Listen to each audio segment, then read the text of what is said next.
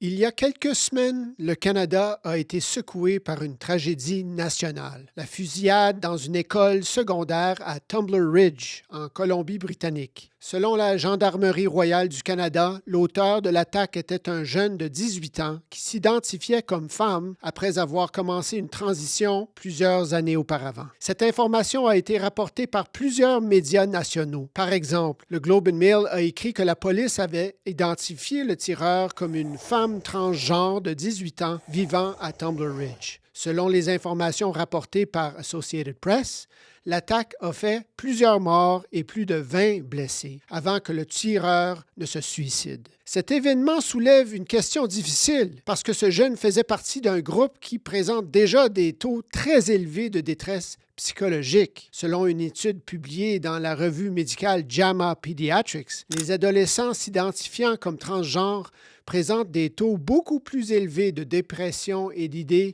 suicidaires que la moyenne des jeunes. Et c'est précisément pour cette raison que certains critiques des politiques actuelles se demandent si la réponse médicale dominante est la bonne. Par exemple, en avril 2024, l'agence de presse Reuters et la BBC ont rapporté les conclusions du rapport CAS, une grande revue médicale indépendante commandée par le système de santé britannique. Cette revue conclut que les preuves scientifiques soutenant l'utilisation de bloqueurs de puberté et d'hormones chez les mineurs souffrant de dysphorie du genre sont, je cite, remarquablement faibles. Pour cette raison, certains pays européens ont commencé à adopter une approche plus prudente. Selon une enquête publiée par Reuters, des pays comme la Finlande et la Suède privilégient désormais d'abord le soutien psychologique et l'évaluation clinique approfondie avant toute intervention médicale chez les mineurs. Mais Tumbler Ridge n'est malheureusement pas un cas isolé.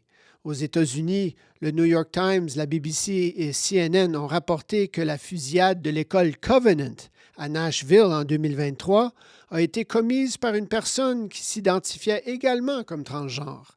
Encore une fois, personne ne prétend savoir à 100% que l'identité du genre soit une cause de ces crimes. Par ailleurs, les fusillades de masse ont souvent des causes multiples, mais ces événements soulèvent une question légitime.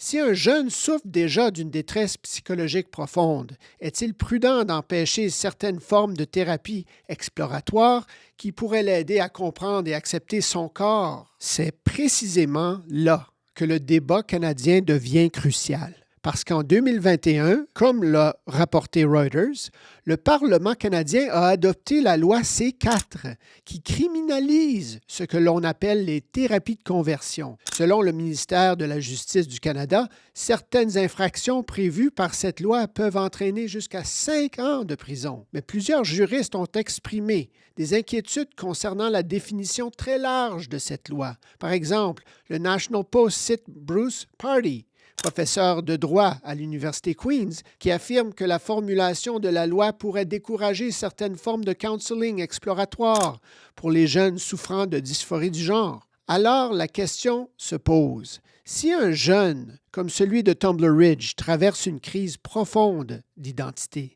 de santé mentale et de souffrance psychologique, devrait-il être interdit aux parents et aux thérapeutes d'explorer toutes les avenues possibles pour l'aider? Ou bien la loi actuelle risque-t-elle de fermer certaines portes thérapeutiques qui pourraient sauver des vies? Et c'est précisément pour cette raison que certains Canadiens demandent aujourd'hui un débat ouvert sur ces politiques. Parce que lorsqu'il s'agit d'enfants vulnérables, les questions difficiles doivent pouvoir être posées.